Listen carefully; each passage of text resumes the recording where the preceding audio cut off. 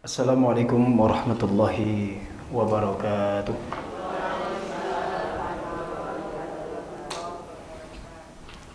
Alhamdulillah.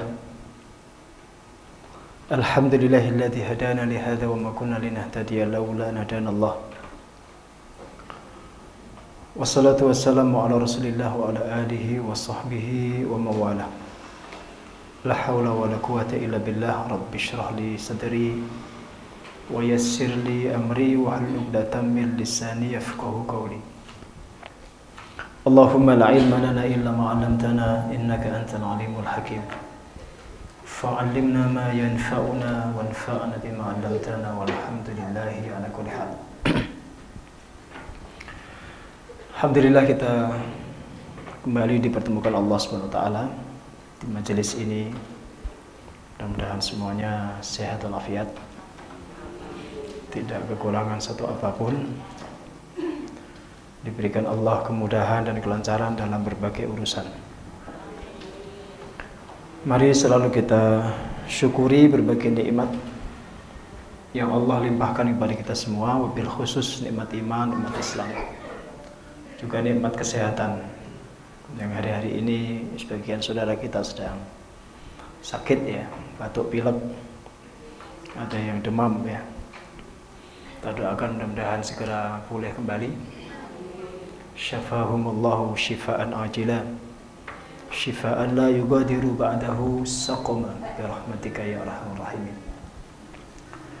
Salam dan salam semoga selalu mengalir untuk junjungan kita Nabi besar Muhammad sallallahu alaihi wasallam yang selalu kita harapkan syafaatnya, kita ikuti sunnah-sunnahnya, dan kita berusaha untuk melanjutkan estafet perjuangan dan dakwahnya. Terakhir temanya apa Ibu?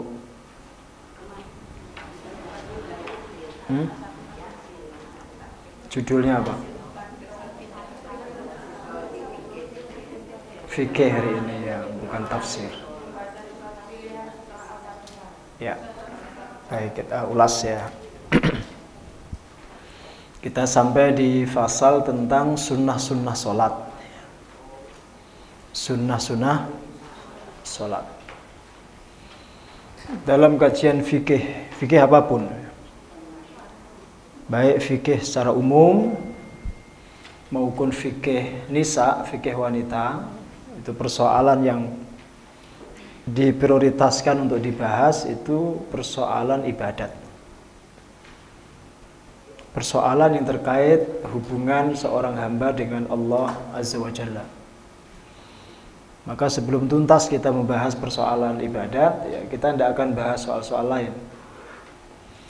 Dan ini menjadi perhatian para ulama.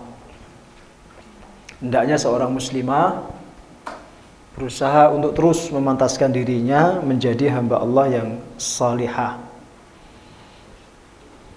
Dasar utamanya wanita salihah itu taat kepada Allah dalam berbagai syariatnya, termasuk dalam menjalani berbagai ibadah yang bersifat mahdhah.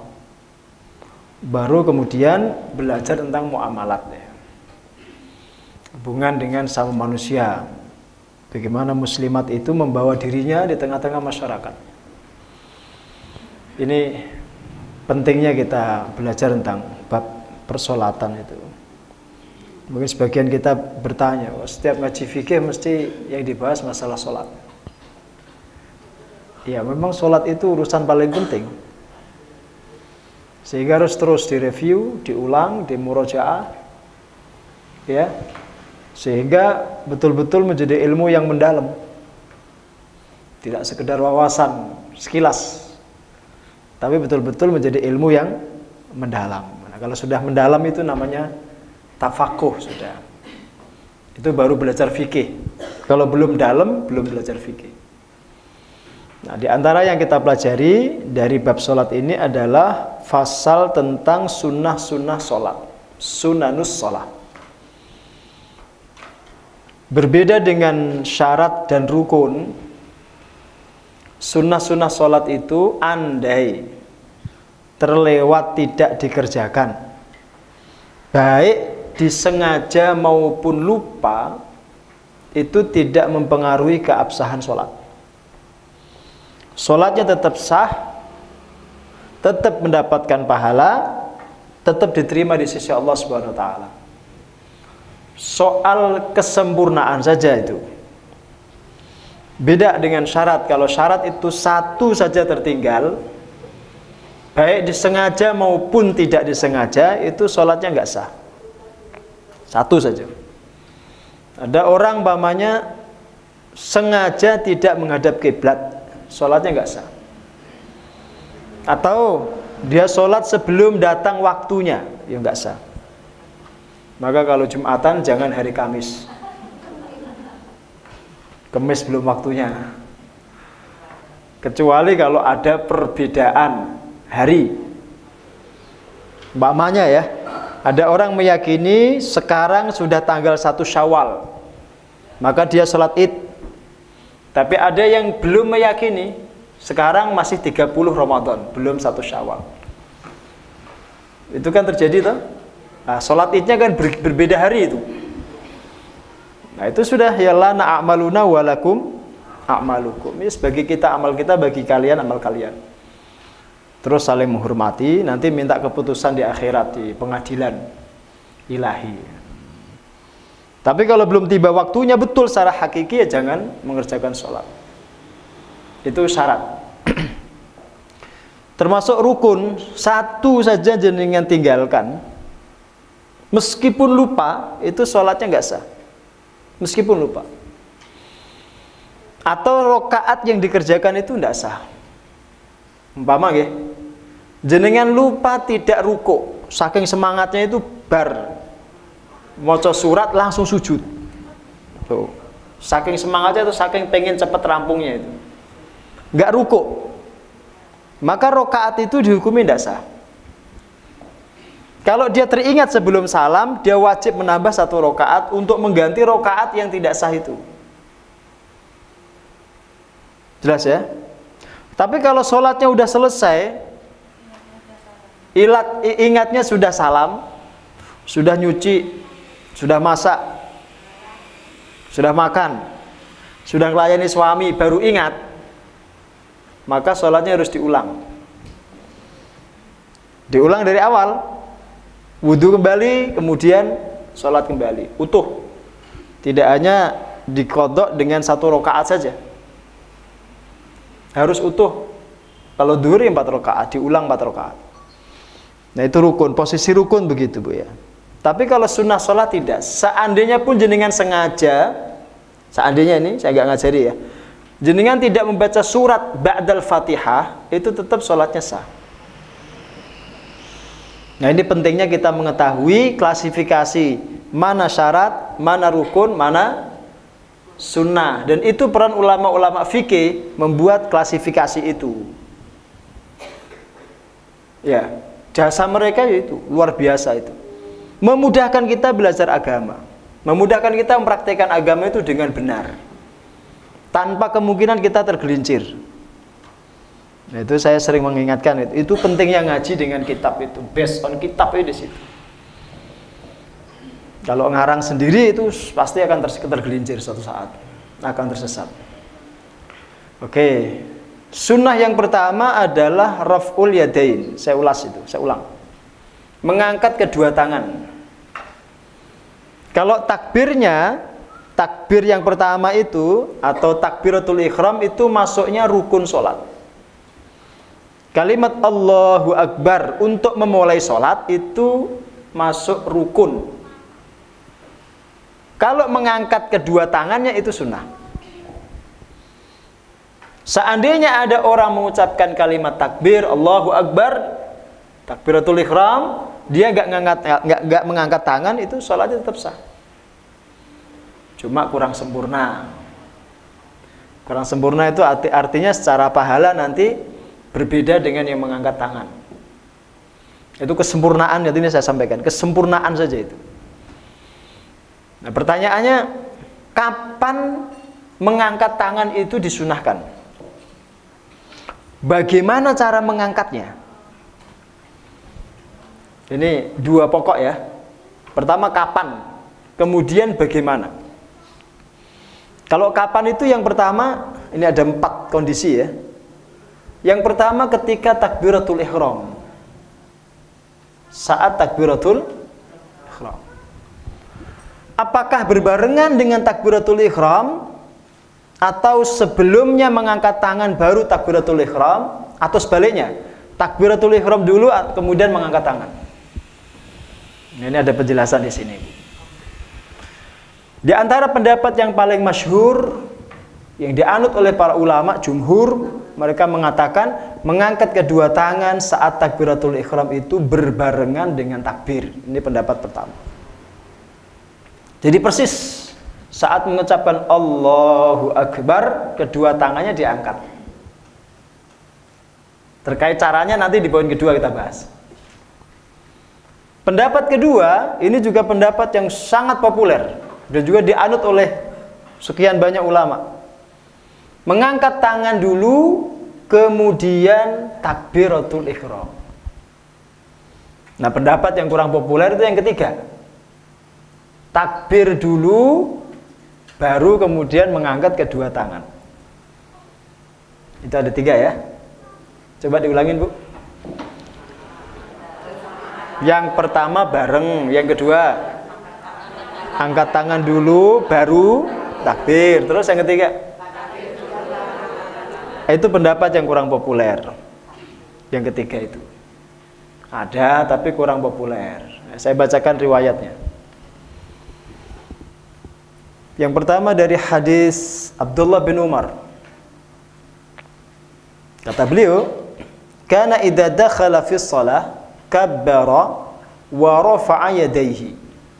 Beliau, Abdullah bin Umar itu, kalau melakukan sholat, beliau mengawali dengan takbir dan mengangkat kedua tangan.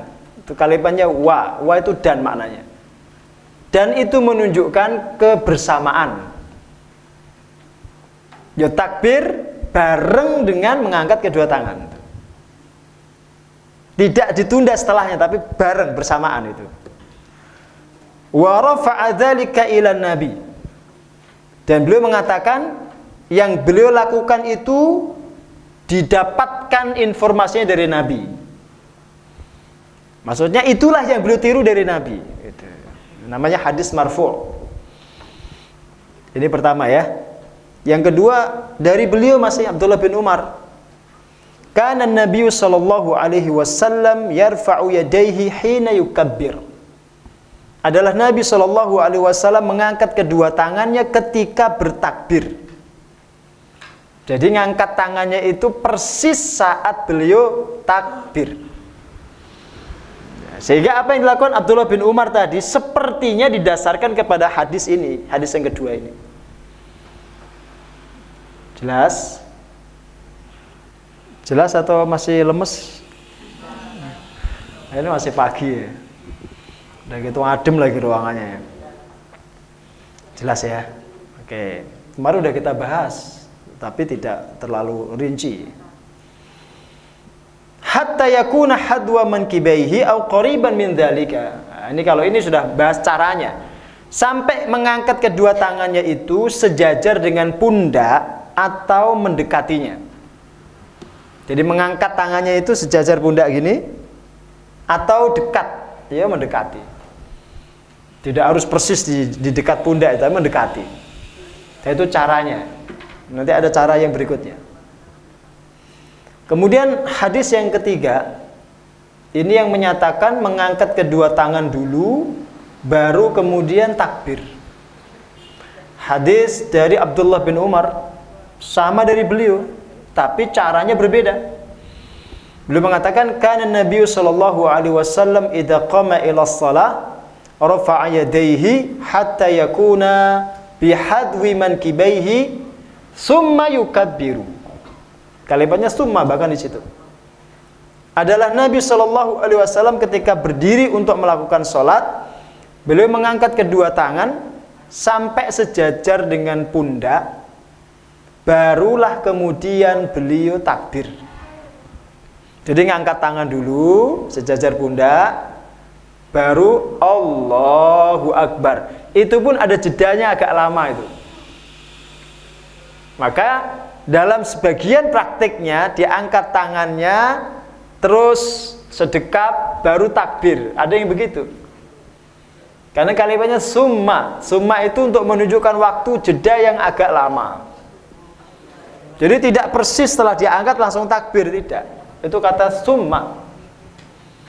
Bukan fa, tapi summa. Jelas, Bu? Maka orang ngaji itu, orang ngaji, baca hadis, baca Quran itu memang harus tahu bahasa Arab. Sehingga dia bisa membedakan ini fa atau summa, maknanya beda. Kalau fa itu setelah tapi cepat. Kalau summa itu kemudian tapi agak lama. Jedanya itu agak panjang. Maka ada yang memahami angkat tangan, sedekap, baru Allahu Akbar. Itu hadis yang ketiga. Hadis yang keempat dari riwayat Malik bin Al-Huwairis, ini yang menunjukkan pendapat yang ketiga. Kalimatnya begini, kabbara summa rafa'a yadayhi. Beliau bertakbir baru kemudian mengangkat kedua tangan. Hadisnya Muslim itu. Dan itu menunjukkan kalau takbir dulu baru mengangkat tangan. Cuma Ibnu Hajar mengatakan, saya tidak pernah melihat para ulama melakukan hal itu. Jadi meskipun hadisnya sahih, itu beliau tidak pernah melihat ulama itu melakukan itu. Takbir dulu baru mengangkat kedua tangan. Itu kata Ibnu Hajar, saya nggak pernah melihat itu. Artinya kurang populer gitu loh. Bukan berarti riwayatnya tidak sahih. Kadang riwayat sahih tapi nggak diamalkan, ada. Kenapa? Karena ada riwayat yang lain yang lebih masyhur. Sehingga meskipun riwayat ini sahih, dia kalah populer dengan yang pertama dan kedua tadi. Nah, kadang-kadang kita memilih satu pendapat, itu kan karena kepopulerannya, karena kemasyhurannya. Kemudian yang kedua karena kecocokannya. Kadang-kadang bukan soal benar salahnya saja. Semuanya benar, karena riwayat sahih itu semuanya benar. Cuma ini lebih populer daripada yang ini. Sehingga kalau kita melakukan yang tidak populer ini, nanti justru menimbulkan fitnah, gitu. Menimbulkan masalah. Umpama Bu, kan orang-orang Turki, orang-orang Afrika itu tidak sedikit kalau sholat nggak ngangkat tangan, nggak sedekap. Dalam keyakinan mereka, mazhab mereka itu jauh lebih dianjurkan.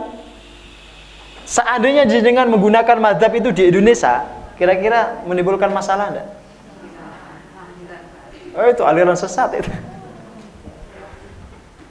Iya kan? Jadi orang peh sahih, orang peh riwayatnya itu kuat, tidak. Kadang ada ketidakcocokan dengan tempat, lingkungan kadang-kadang. Tidak populer di situ. Nah, kenapa di Al-Fatih itu kalau ngaji, kitabnya kitab mazhab Syafi'i. Itu bukan karena fanatik atau ini ciri kelompok tertentu, tidak. Karena mayoritas masyarakat kita itu mazhabnya Syafi'i. Yang kedua, tidak bermazhab alias gak jelas mazhabnya. Iya, Bu.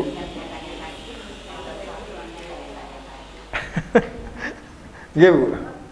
Kan kita ini kalau ditanya, jenengan mazhabnya apa? Ora jelas. Itu madhab la ya jelas.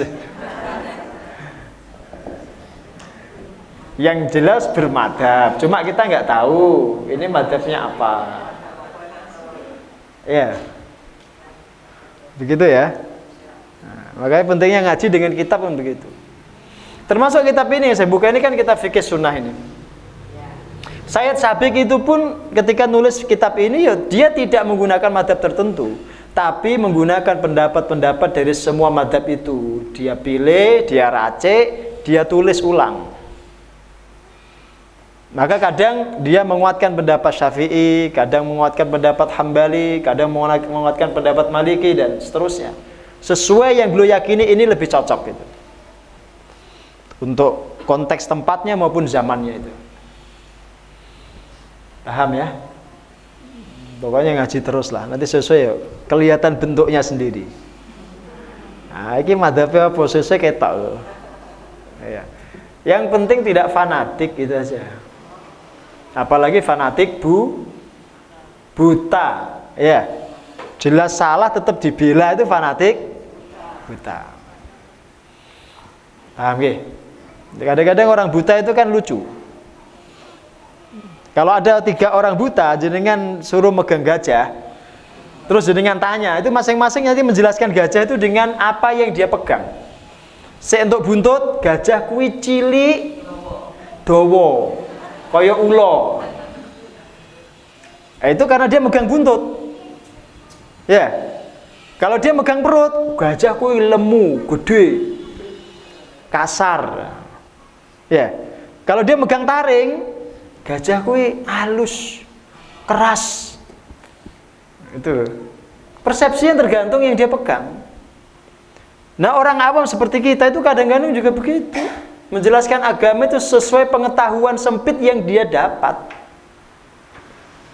Ya, karena orang awam itu, namanya awam itu masih buta dia. Buta dalil, buta pengetahuan, buta perbandingan madzhab.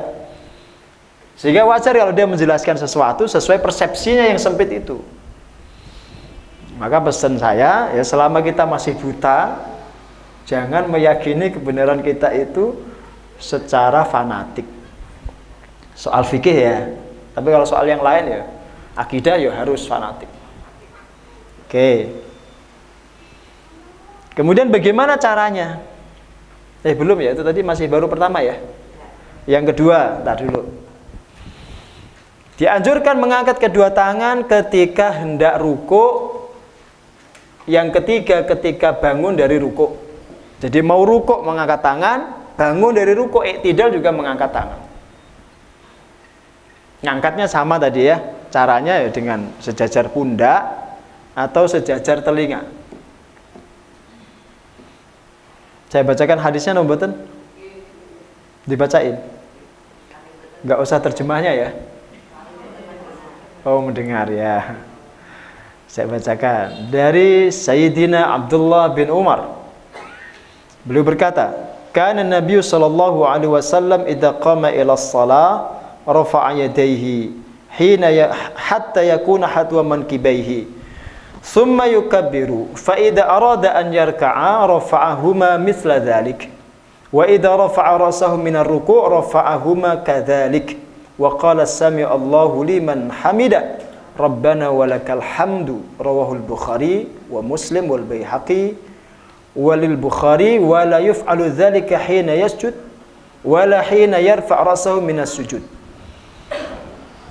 Ini hadis-hadis tentang praktik sholat itu banyak diriwayatkan dari Sayyidina Abdullah bin Umar. Kadang-kadang sahabat itu begitu, dia punya kesempatan meriwayatkan lebih banyak daripada yang lain. Sehingga hadis ini terkait dengan tema ini populernya dari Abdullah bin Umar nanti. Bukan berarti yang lain itu tidak punya riwayat, dia punya, cuma kesempatan membaginya itu tidak sama. Kesempatan menyampaikannya itu tidak sama. Nah, apa kata beliau tadi? Dulu Nabi ketika bangkit untuk sholat, berdiri untuk melakukan sholat, beliau mengangkat kedua tangannya sejajar dengan pundaknya, kemudian beliau bertakbir. Ketika beliau hendak rukuk, beliau mengangkat kembali kedua tangannya seperti saat takbiratul ihram. Ketika bangun, mengangkat kepala dari rukuk, beliau mengangkat kedua tangannya kembali seperti itu. Beliau berkata, Sami Allahu liman hamidah. Rabbana walakal hamd. Hadis riwayat Bukhari, Muslim, Baihaqi. Terus di dalam riwayat Bukhari ada tambahan. Kata beliau, di dalam riwayat Bukhari dikatakan beliau tidak melakukan itu ketika sujud atau bangun dari sujud. Jadi tidak ada ketika sujud kok takbir mengangkat tangan, itu tidak ada. Bangun dari sujud, takbir, tidak ada mengangkat tangan. Kalau jenengan melihat ada orang sholat mau sujud angkat tangan, bangun sujud angkat tangan, itu orang Syiah.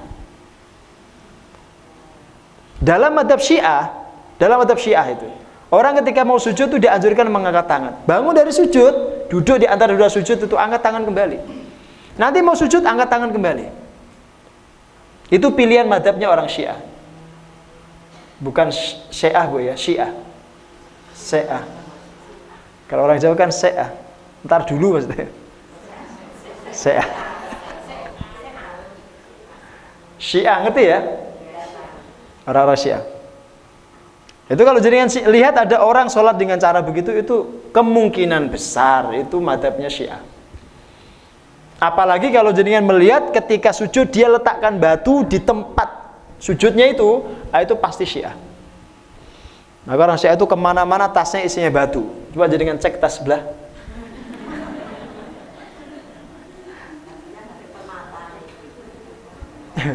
Dia mau kemana-mana bawa batu, bawa lempengan batu, dipakai nanti untuk sujud, diletakkan di atas ini jidatnya itu.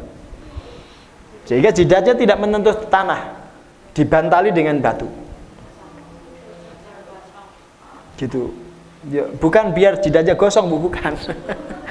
Memang kemana-mana dia bawa batu itu. Cirinya orang Syiah itu begitu. Ya itu diyakini ya itu ajarannya Ali katanya. Ajarannya Ali. Oke, itu yang ketiga, yang kedua, ketiga. Yang keempat, ketika bangun untuk rokaat yang ketiga, bangun dari tasyahud awal, dianjurkan mengangkat kedua tangan ketika takbir. Jadi jangan bangun dari duduk mau berdiri, itu Allahu Akbar sambil mengangkat kedua tangan. Itu 4 posisi, jadinya dianjurkan mengangkat kedua tangan ketika sholat. Diulangin, yang pertama saat takbiratul ihram, yang kedua ketika mau ruku, yang ketiga bangun dari ruku, yang keempat berdiri untuk rakaat ketiga. Jelas ya? Oke, saya pintar jadikan Bu. Ya kapan-kapan kalau saya nggak berangkat jadikan yang ganti. Tangga saya orang Padi, nanti ganti saya di sini. Iya, Mbah. Nggih kacamata ini wis padha orang. Jadi ilmune kacak sithik. Lungsuran. Lanjut. Apakah cara mengangkat kedua tangan? Waktu mengangkat kedua tangan ini antara laki-laki dan perempuan itu sama. Kata Imam Asy-Syaukani sama, tidak ada perbedaan. Baik laki maupun perempuan itu cara mengangkatnya sama, sejajar pundak atau telinga sama. Perempuan pun begitu. Kapannya pun sama. Kapan kedua tangan diangkat itu sama. Tidak ada perbedaan di situ antara fikihnya laki-laki dan fikihnya wanita. Ya, sehingga kalau ada orang mengatakan seorang wanita ketika mengangkat kedua tangan itu jangan terlalu tinggi, didekatkan ke dada, itu tidak tepat. Kata Syaukani sama. Kata Syaukani sama. Saya bacakan. Qala Syaukani. Syaukani berkata, wa'lam, ketahuilah, anna hadhihi sunnata yashtariku fiha ar-rijalu wan nisa. Sesungguhnya sunnah ini, maksudnya mengangkat kedua tangan, sama antara laki dan perempuan. Nggak ada perbedaan. Ya, Syaukani itu imam besar, Bu. Penulis kitab Nail al-Autar. Penulis kitab tafsir Fathul Qadir. Ilmunya luar biasa orang itu. Meskipun dituduh Syiah tapi enggak. Beliau itu orang alim, ulama Ahlussunnah. Ya. Saya punya di rumah kitab-kitabnya itu. Mengkoleksi kitabnya. Walam yarid ma yadullu 'alal farqi bainahuma fiha. Tidak ada satupun dalil yang menunjukkan perbedaan antara laki dan wanita dalam soal itu, kata beliau. Enggak ada dalilnya.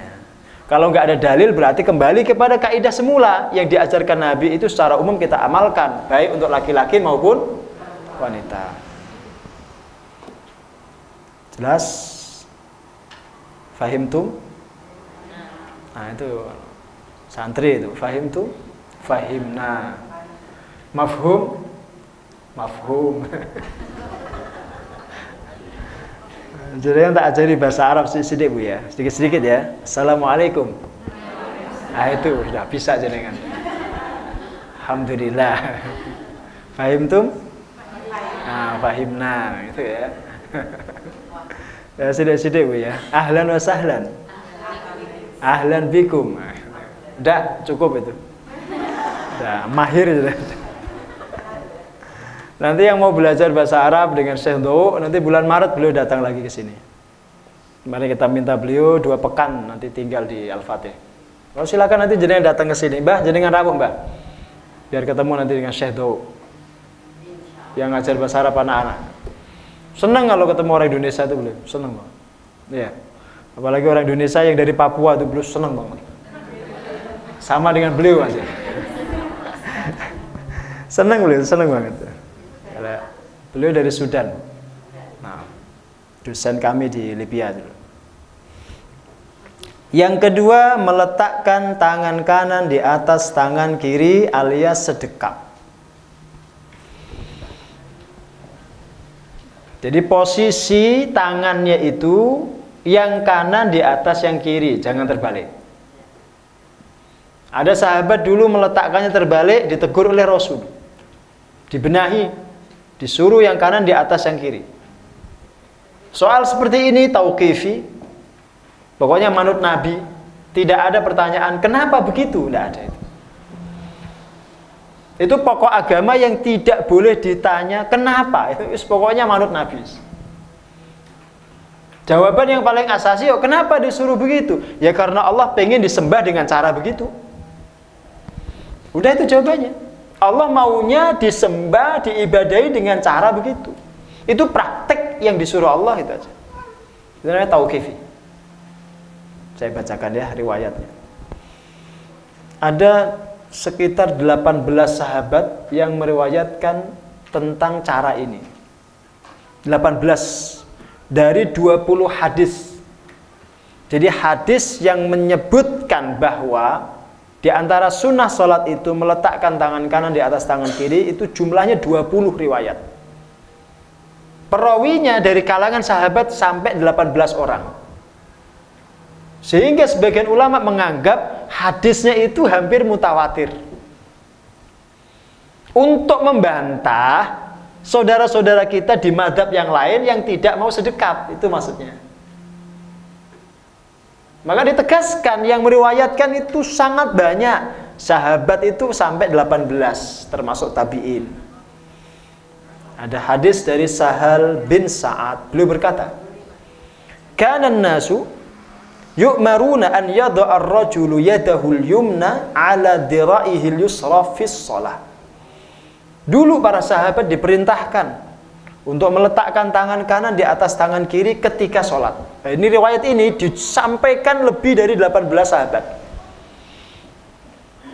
Diperintahkan itu maksudnya disuruh secara anjuran. Itu sifatnya sunnah.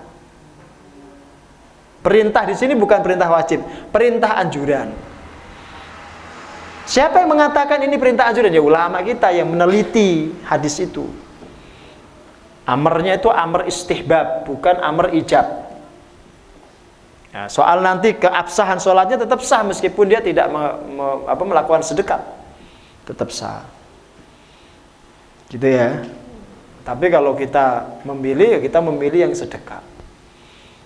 Gitu Bu ya. Cara sedekapnya ini saya praktekkan ya. Saya nggak usah sebutkan semua riwayatnya. Prakteknya begini. Jadi pergelangan ini, pergelangan itu ketemu pergelangan ini. Ini tidak begini ya. Kalau begini ini ya kademen. Gini nih. Kan ada yang gini kan sedekapnya itu. Ya ini sedekap, tetapi yang begini ini makruh justru. Sedekap itu gini nih. Pergelangan ketemu pergelangan. Terus diletakkannya itu ada 2 cara. Diletakkan di atas pusar, di atas pusar. Yang kedua di bawah dada. Ini dada, di bawahnya sini. Jadi yang pertama di sini, persis di atas pusar. Yang kedua di sini. Ada yang ketiga cuma tidak terlalu populer. Di atas dada. Sini Bu. Ya. Itu ada tapi kurang populer. Nah, tadi seperti yang pertama tadi itulah. Jadi kadang itu memang Melihat ini satu amalan yang masyhur atau bukan itu penting. Maka masyarakat kita itu kalau melihat ada orang sedekap diletakkan di bawah janggut ya, itu memandangnya aneh. Ya wajar karena memang populernya nggak begitu. Bukan berarti dia salah, nggak populer aja. Apalagi sebagian orang melakukan sedekapnya itu dengan cara memutar tangannya. Itu lebih aneh lagi. Ya ada yang begini, Bu. Allahu Akbar. Taruh sini naruhnya. Diletakkan di sisi kiri. Katanya untuk mendekap hatinya biar tidak lari. Begitu itu. Ya mungkin yang bersangkutan punya riwayat, punya dalil, ya kita menghormati. Tapi ketika itu tidak populer, ya jangan salahkan orang kalau memandang itu aneh gitu. Ya. Karena kemasyhuran dalam satu amalan itu penting. Contoh sederhana lah, yang nggak terkait dengan sholat. Ketika itu sudah populer, orang menganggap aneh kalau tidak melakukan itu. Contoh ya, ada nggak di Indonesia imam itu tanpa kopiah? Jarang. Kopiah itu dianggap sesuatu yang mesti dilakukan kalau sholat atau bahkan ngimami. Dianggap apa ya bahasanya ya? Ya kurang afdal itu. Padahal pakai kopiah itu tidak ada perintahnya. Apalagi songkok nasional merek Awing. Gak ono kayak perintahnya. Kalau imamah, iya Bu, imamah yang dipakai Rasul. Imamah itu ya, Rasul kemana-mana pakai imamah. Sorban yang dibalutkan di kepala itu. Imamah iya, tapi songkok nasional enggak. Ya. Apalagi songkok nasional itu sudah jadi simbol nasional, dipakai orang Islam boleh, dipakai orang Nasrani boleh, dipakai orang Hindu boleh. Itu pakaian nasional itu. Maka jenengan juga jangan tersinggung kalau ada saudara kita orang Nasrani pakai songkok. Boleh. Boleh itu. Itu bukan simbol agama, itu pakaian nasional. Orang-orang Arab itu yang Nasrani itu pakai gamis jubah itu banyak, Bu. Wah, itu syekh. Bukan itu orang Nasrani. Jadi tidak semua yang berjubah itu, mohon maaf, itu Sayyidina Muhammad. Abu Jahal dulu juga berjubah. Abu Lahab juga pakai gamis. Ya pakai imamah zaman dulu. Itu contoh ya. Cuma populernya di sini kalau ngimami, khutbah atau apapun itu disuruh pakai kopiah. Gitu. Kenapa Bu? Yang bule, yang kopiah haji. Paham ya? Nah, itu cara meletakkan tangan ketika sedekap ya. Ya kalau jenengan mau puter-puter ya boleh aja. Sampai imam salam terus aja muter-muter. Karena hatinya belum ketangkep-tangkep kan. Yang ketiga tawajuh. Sunnah yang ketiga tawajuh atau doa istiftah atau doa iftitah. Istilahnya bisa tawajuh, bisa iftitah, bisa istiftah.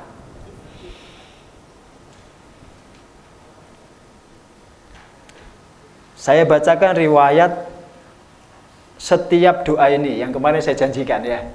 Saya bacakan. Biar jenengan tidak gagal faham. Memang banyak riwayat dalam doa iftitah itu. Dan jangan diklaim bahwa yang jenengan baca itu yang paling tepat, yang paling benar. Tidak. Kadang ada perbedaan itu yang sifatnya tanawu'i, variatif. Jenengan suruh milih mana yang jenengan cocok sesuai selera jenengan, silakan milih, tidak apa-apa. Ada kadang perbedaan yang sifatnya tadad. Tadad itu kontradiksi. Tidak bisa dipertemukan, nggak bisa dipilih, harus ditinggalkan salah satu. Nah riwayat seperti ini termasuk yang tadi kita bahas di depan itu sifatnya variatif aja, pilihan. Jenengan milih ini boleh, milih ini boleh, milih ini silahkan. sesuai dengan selera atau kondisi dan keadaan. Satu riwayat dari Abu Hurairah. Beliau berkata, "Kana Rasulullah sallallahu alaihi wasallam idza kabbara fis shalah sakata hunaihatan." Nabi sallallahu alaihi wasallam ketika takbir, ba'da takbir itu beliau diam sejenak. Hunaihah itu ya beberapa saat lah.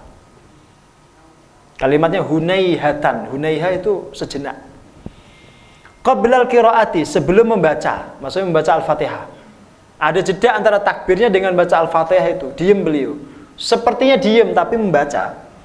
Fakultu, maka saya bertanya kepada beliau, "Ya Rasulullah, bi abi anta wa ummi, demi ayah dan ibuku wahai Anda wahai Rasul." Itu kalimat bukan sumpah, itu satu ungkapan biasa. Meskipun kalimatnya dengan ba itu ba kosam, tapi maknanya bukan sumpah. Sumpah dengan makhluk nggak boleh. Dan sahabat tidak mungkin melakukan itu ekspresi biasa. Terus kata beliau, "Ara'aita sukutaka baina takbir wal qiraati ma taqul?" Wahai Rasul, saya melihat Anda ketika sholat itu terdiam setelah takbir sebelum baca Al-Fatihah. Apa yang Anda ucapkan? Apa yang Anda baca itu? Itu waktu jeda itu Anda baca apa? Itu dulu sahabat itu kepo, Bu. Tapi keponya itu urusan syariat. Maka saya namakan kepo syar'i.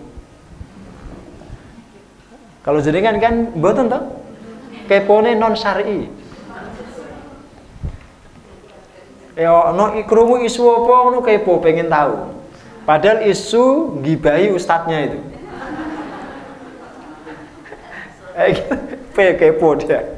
Update informasi. Itu kepo yang enggak syar'i itu. Orangnya ada nggak datang deh ini?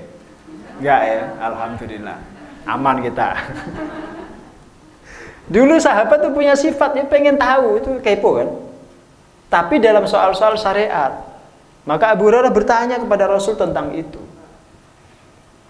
Beliau berkata, "Aqulu, saya membaca, Allahumma ba'id baini wa baina khataayaya kama ba'adta bainal masyriqi wal maghrib. Allahumma naqqini min khataayaya kama yunaqqa thawbul abyadu minad danasi. Allahumma ghsilni min khataayaya bisalji wal ma'i wal baradi." Rawahul Bukhari wa Muslim wa ashabus sunan ila Tirmidzi. Ini riwayat pertama ya. Semuanya khataayaya, tidak ada alnya. Khataayaya maknanya kesalahan-kesalahanku, dosa-dosaku. Ada kalimat kunya di situ. Semuanya, tidak ada al-khataya. Di sini, nanti riwayat yang lain mungkin ada. Diterjemahkan atau tidak doanya ini? Diterjemahkan ya. Allahumma ya Allah, ba'id, jauhkanlah baini antara diriku, wa baina khatayaya, dan antara dosa-dosaku, kama ba'atta, sebagaimana engkau telah menjauhkan bainal masyriqi wal maghrib, antara timur dan barat. Jauhkan diriku dengan dosaku itu seperti engkau menjauhkan timur dan barat. Kalau orang mendekati timur pasti menjauh dari barat. Kalau orang mendekat ke barat pasti jauh dari timur. Maksudnya dosanya itu disuruh mentalak yang jauh, yang jauh. Allahumma naqqini min khataayaya kama yunaqqa thawbul abyadu minad danas. Ya Allah, sucikan diriku dari dosa-dosaku sebagaimana kain putih yang disucikan dari kotoran. Dicelup dengan apa itu, Bu, biar bersih? Baiklin, iklan. Ya, nanti harus ada royalti dari Baiklin. Coka enggak ada iklannya itu, Bu. Enggak ngasih royalti coka itu. Allahumma ghsilni min khataayaya bitsalji wal ma'i wal baradi. Ya Allah, sucikan, bersihkan diriku dari dosa-dosa dengan salju, air, dan embun. Hadis riwayat Bukhari, Muslim, dan juga pemilik kitab As-Sunan, kecuali Imam Tirmidzi. Ini riwayat pertama ya. Jenengan biasa baca yang mana? Yang ini? Mau napal? Nanti kapan-kapan kita tes praktek sholat. Ya. Ada yang hafalannya bukan ini? Apa, Bu? Kabiro walhamdulillahi katsira wa subhanallahi Saya bacakan. Tenang mawon, ada semua di sini. Cuma kalau di sini disebutkan langsung wajjahtu wajhiyya. Wa an Ali, dari Sayyidina Ali beliau berkata, kana Rasulullah sallallahu alaihi wasallam idza qama ila shalah kabbara. Nabi sallallahu alaihi wasallam ketika berdiri untuk salat, beliau bertakbir. Tsumma kemudian beliau membaca wajjahtu wajhiya lilladzi fataras samawati wal arda hanifan muslima wa ma ana minal musyrikin. Inna salati wa nusuki wa mahyaya wa mamati lillahi rabbil alamin. La syarika lahu wa bidzalika umirtu wa ana minal muslimin. Sampai situ? Kurang itu jenengan. Jenengan itu diskon sendiri itu. Belum selesai itu. Berarti jenengan korupsi itu. Udah terus? Ya berarti jenengan korupsi, jangan potong kiambak niku. Ya populer tapi salah. Kurang, bukan salah. Kurang niku jenengan. Saya teruskan, belum selesai itu. Allahumma antal malik, la ilaha illa anta. Anta rabbi wa ana abduka, zalamtu nafsi wa a'taraftu bi dhanbi, faghfir li dhunubi jami'an. Innahu la yaghfiru dhunuba illa anta, wahdini li ahsanil akhlaqi. La yahdi li ahsaniha illa anta, wasrif anni sayyi'atiha. La yusraf anni sayyi'atiha illa anta, labbaika wa sa'daik, wal khairu kulluhu biyadaik, wasyarru laysa ilaik, wa ana bika wa ilaik, tabarakta wa ta'alait, astaghfiruka wa atubu ilaik. Baru rawahu Ahmad. Baru itu selesai. Kalau tidak hafal sholat sunnah sambil membaca boleh? Boleh Bu. Belum hafal toh? Jenengan baca sambil. Tapi jangan dibaca terjemahnya. Batal sholatnya nanti jenengan. Iya bacaannya ini aja dibaca. Boleh. Sambil megang kepean toh? Iya. Nggih, malaikat geleng-geleng. Sholat tok ngepek. Ora gur sekolah, sholat tok ngepek. Rawahu Ahmad wa Muslim wa Tirmidzi wa Abu Dawud. Nah, ini riwayatnya Imam Ahmad, Imam Muslim, Imam Tirmidzi dan juga Imam Abu Dawud. Jadi kalau jenengan pakai riwayat yang ini, terus jenengan sampai wa ana minal muslimin, itu baru separuh. Belum ada isi doanya itu. Baru iktiraf, itu baru pengakuan tentang ketuhanan. Belum ada isi doanya. Baru separuh jenengan. Itu malaikat pencatat amal masih nunggu. Kok gak diteruske yo? Bisa dinteni Bu, urung dicatat kowe. Dinteni, ternyata kok langsung Al-Fatihah. Oh, berarti belum paham ini orang. Wis tulis separuh. Jenengan mau tulis enggak? Tulis mboten? Punya. Kalau dikte nggih. Ampun sudah punya. Jenengan googling aja, di Google ada itu. Ya, saya cuma ingin memberitahu itu baru separuh, Bu. Iya, karena ustadznya itu mesake jenengan. Jadi nak diajari yang panjang, mesti jenengan terus gak mangkat TPA meleh. Yakin lah mangkat. Kemudian jenengan nak ngaji agak kenceng sithik mutung kok. Nggih mboten, Mbak? Ngaku mawon jenengan, Mbak. Nggih, itu sebenarnya kan diringankan oleh para guru kita. Mereka itu tahu kalau kita dibebani dengan yang panjang itu ya, kita tidak akan berangkat ngaji lagi. Maka didiskonkan oleh beliau. Ya mudah-mudahan sudah ada MOU bahwa diskon itu boleh. Mudah-mudahan. Dalam Bu.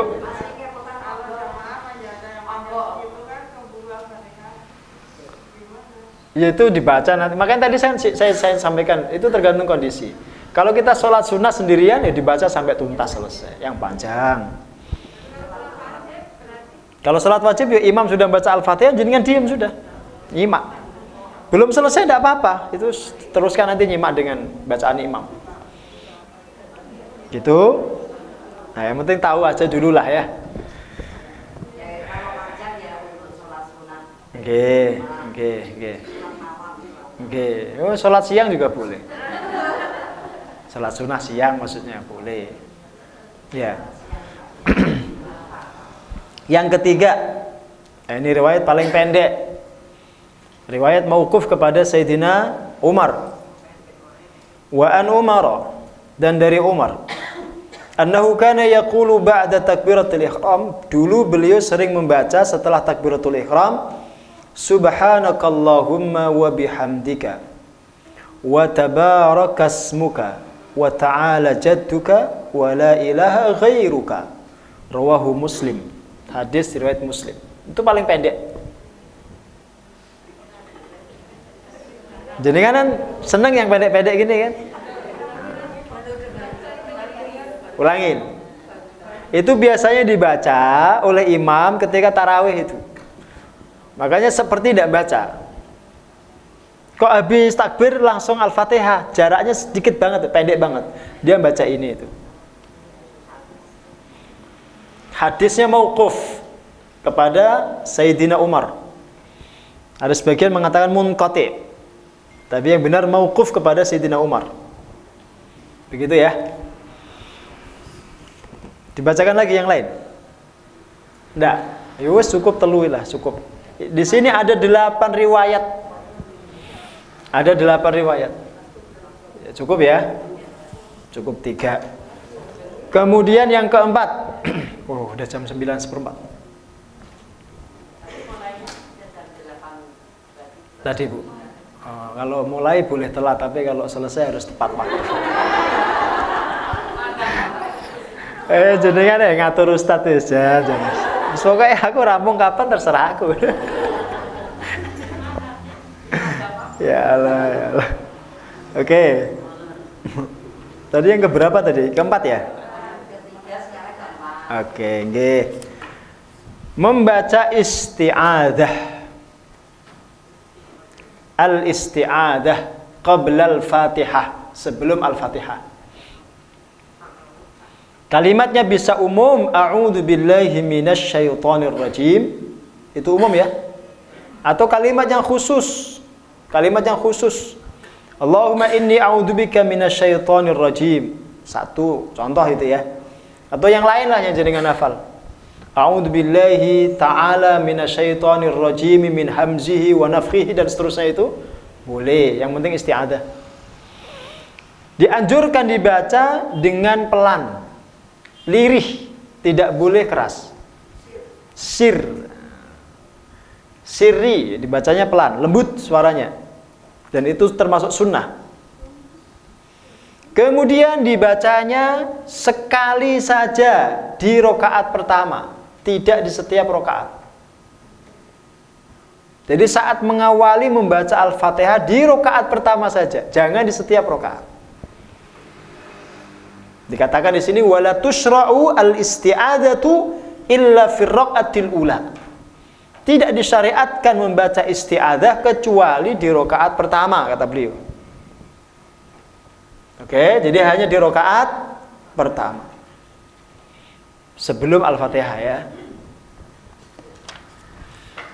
Kemudian yang berikutnya, yang kelima, qiraatu amin. Membaca amin, A-nya dipanjangkan, min-nya dipanjangkan. Itu namanya takmin. Yang dianjurkan membaca amin tidak hanya makmum, tapi juga imam. Termasuk yang sholat sendirian. Meskipun jaringan membaca untuk diri sendiri, tetap dianjurkan membaca amin. Saya bacakan riwayatnya dari sahabat Abu Hurairah. Fa'an Nu'aim al-Mujmir, dari Nu'aim al-Mujmir, beliau berkata, "Shallaitu wara'a Abi Hurairah." Saya pernah sholat di belakang Abu Hurairah. Maksudnya imamnya itu Abu Hurairah. Faqal, lalu beliau membaca Bismillahirrahmanirrahim, summa qara'a bi ummil Qur'an. Lalu beliau membaca Al-Fatihah. Hatta idza balagha waladhdallin, sampai ketika beliau sampai membaca waladhdallin, faqala amin. Beliau membaca amin. Wa qala an-nasu amin, dan jamaah semua membaca amin. Summa yaqulu Abu Hurairah ba'da salam, kemudian Abu Hurairah berkata setelah salam, Walladzi nafsi biyadihi inni la ashbahukum salatan bi Rasulillah. Demi Allah, zat yang menggenggam jiwaku, saya adalah orang yang paling mirip salatnya dengan Rasulullah. Itu kata Abu Hurairah. Itu kalimat yang disampaikan Abu Hurairah itu bukan kesombongan, bukan itu. Saya itu orang yang paling mirip salatnya dengan Rasulullah. Itu kalimat ilmiah untuk menegaskan bahwa yang beliau lakukan itu semua diriwayatkan beliau dari Rasulullah. Jadi sehingga murid-muridnya itu itminan, makin yakin, percaya betul dengan gurunya. Itu bukan kesombongan. Nah kadang-kadang di sebagian ahwalnya orang alim itu seperti, tampak seperti sombong. Padahal enggak, itu percaya dengan ilmu yang diajarkan. Dia meyakini diajarkan itu valid, sahih. Maka sepertinya dia pede banget itu. Ciri orang alim itu begitu, pedenya luar biasa.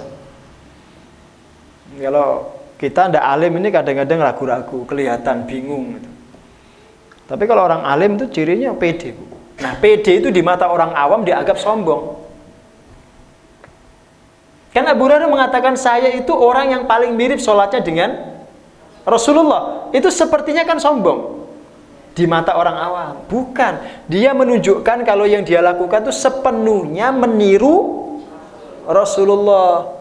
Tidak ada satupun yang dia buat-buat. Plek dengan Rasul itu maksudnya. Sehingga murid-muridnya ketika mencontoh itu sudah ditashih beliau itu. Jelas.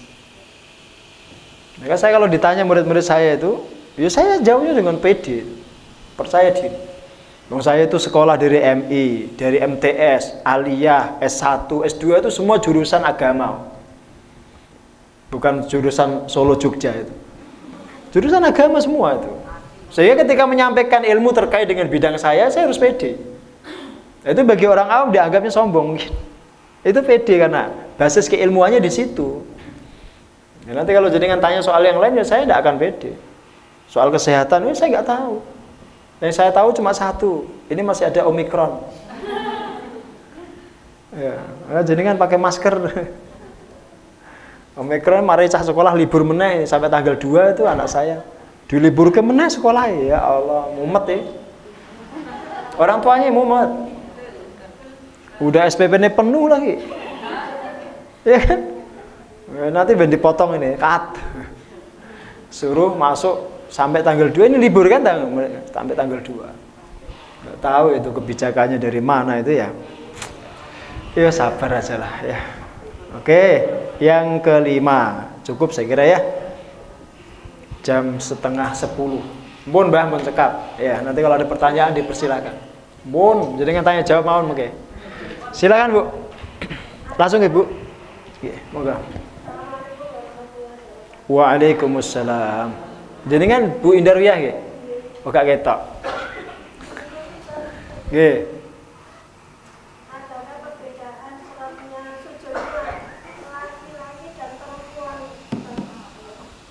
Jenengan nggak masuk berapa kali? Oh, pas jenengan nggak masuk itu saya jelaskan itu. Dulu pas bahas rukun sujud, saya pernah bahas rukun sholat. Nggih. Kamu kok suwan dengan betul masuk.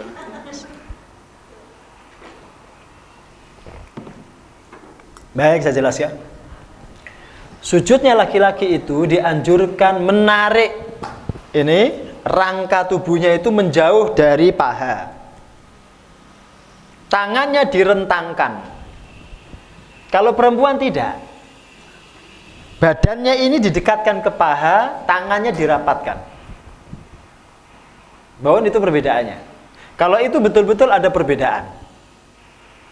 Sehingga jangan sampai seorang muslimah sujudnya seperti bapak-bapak. Gua ngono kae. Ya.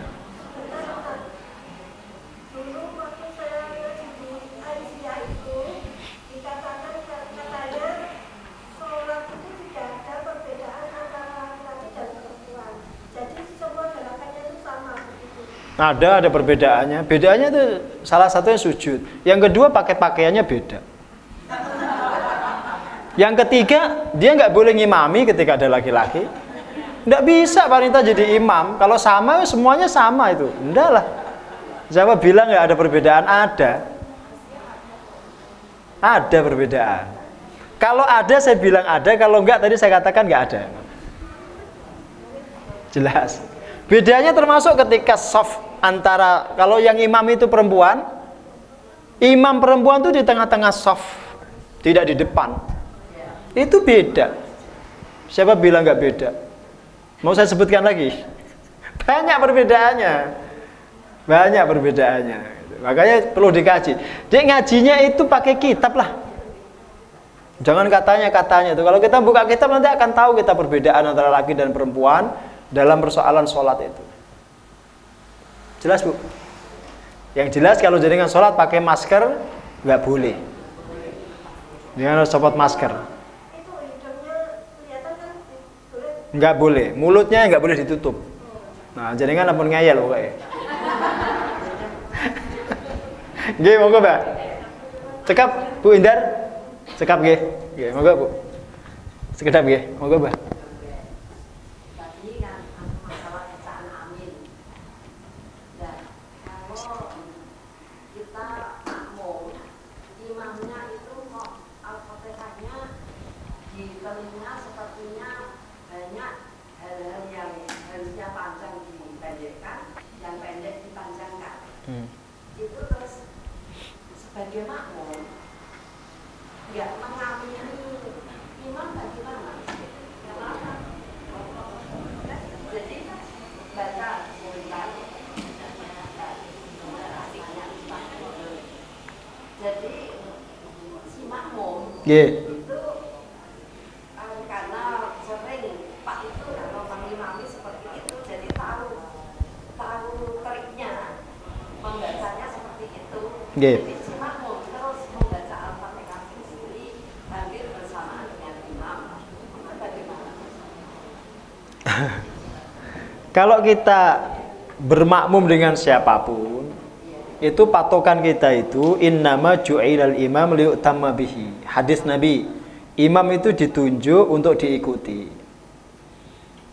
Soal nanti benar salah, itu lihat salahnya dalam hal yang fatal atau enggak. Kalau salahnya dalam persoalan yang fatal, jenengan boleh mufaraqah, memisahkan diri dari jamaah, boleh. Tidak bermakmum dengan imam yang salahnya fatal. Contoh, Al-Fatihah dia baca panjang yang mestinya pendek. Dia baca pendek yang mestinya panjang. Itu kan fatal karena merubah arti.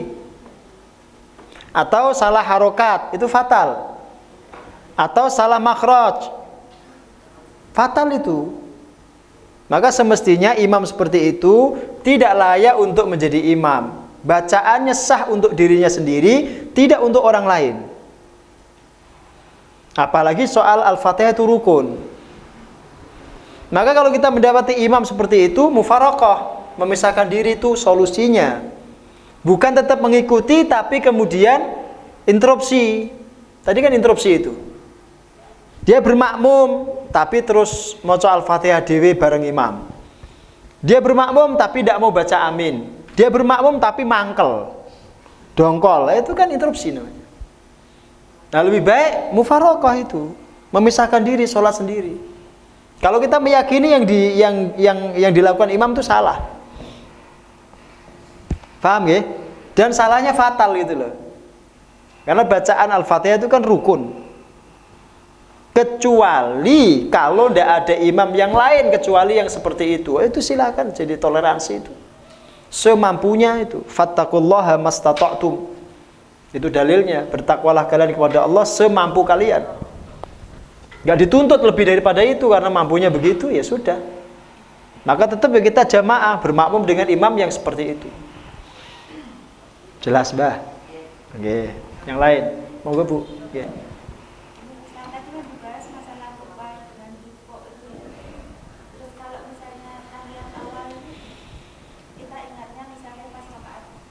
Oke. Itu tahiyat awal nanti masuk di poin sebentar ya. Termasuk sunnah itu Bu, termasuk sunnah sholat. Tahiyat awal itu dalam mazhab Syafi'i termasuk sunnah sholat. Kalau dalam mazhab Hambali termasuk wajibatus sholat. Posisinya di bawah rukun tapi bukan rukun. Kalau kita lupa sudah kadung berdiri, tidak melakukan tahiyat awal, maka teruskan sholatnya sampai selesai. Sebelum salam jenengan sujud sahwi 2 kali. Sujud sahwi. Gantinya sujud sahwi. Itu tahiyat awal ya. Karena posisinya dia masuk ke dalam wajibatus sholat menurut mazhab Hambali. Menurut mazhab Maliki termasuk sunnah ab'ad, setingkat dengan kunut kalau dalam mazhab Syafi'i. Maka ketika kelupaan disusuli dengan sujud sahwi. Jadi sebelum salam jenengan sujud sahwi 2 kali. Gitu Bu.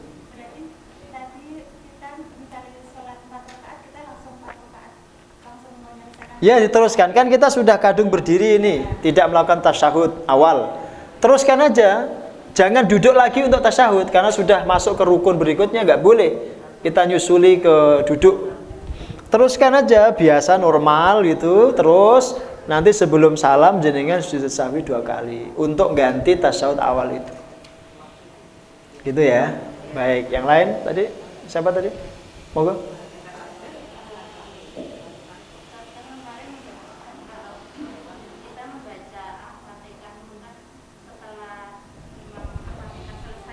Nggih.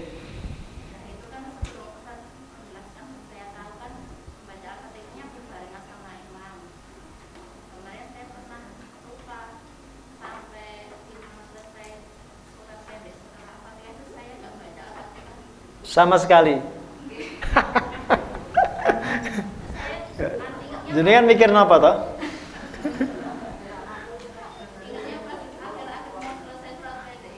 Nggih. Kalau dalam mazhab Syafi'i Al-Fatihah itu kan rukun yang tidak bisa diganti. Kecuali kalau imam itu sudah rukuk jenengan belum selesai. Ya jenengan ikut rukuk. Gitu ya. Tapi kalau muamanya ini, jenengan kalau dalam kondisi seperti itu, jenengan pakai mazhab Hanafi itu boleh. Mazhab Hanafi itu baca Al-Fatihah tidak diwajibkan, tidak rukun. Kalau imam mengeraskan. Bagaimana posisi sholat jenengan? Ditanggung imam itu sudah. Imam yang nanggung bacaan Al-Fatihah jenengan itu. Maka salah-salahnya makmum itu nanti ya ditanggung imam. Maka Rasul mengatakan wal imamu domin. Imam itu domin, menanggung. Maksudnya menanggung kesalahan-kesalahan makmumnya itu. Maka insya Allah sah sholat jenengan, tidak apa-apa. Tapi jangan sering-sering ya. Mesake imamnya kok nanggungnya kakek. Banyak kan. Jelas ya. Baik, masih ada? Silakan Bu. Waalaikumsalam. Yang saya tanyakan tadi kan kalau rukun itu kita misalnya imam tidak fasih, salah makrosnya dan lain-lain, kita boleh memisahkan diri. Yang saya tanyakan kalau membaca surat itu yang tidak benar itu apakah kita juga harus memisahkan diri? Karena kan itu tidak termasuk rukun. Baik. Membaca surat ba'dal Fatihah itu masuk sunnah. Kesalahan dalam melakukan sunnah itu tidak fatal. Maka tadi saya bedakan kan, kesalahannya fatal atau tidak fatal. Kalau fatal kesalahan imam, jenengan boleh mufaraqah. Fatal itu contohnya dia membaca Al-Fatihah keliru, salah-salah. Kesalahan dalam baca Quran itu ada 2 macam. Ada kesalahan yang jali, ada yang khafi. Kesalahan jali itu kesalahan yang merubah arti. Contohnya panjang pendek, tasdid tidak tasdid, harokat, doma fathah kasrah tanwin itu. Kemudian makhraj.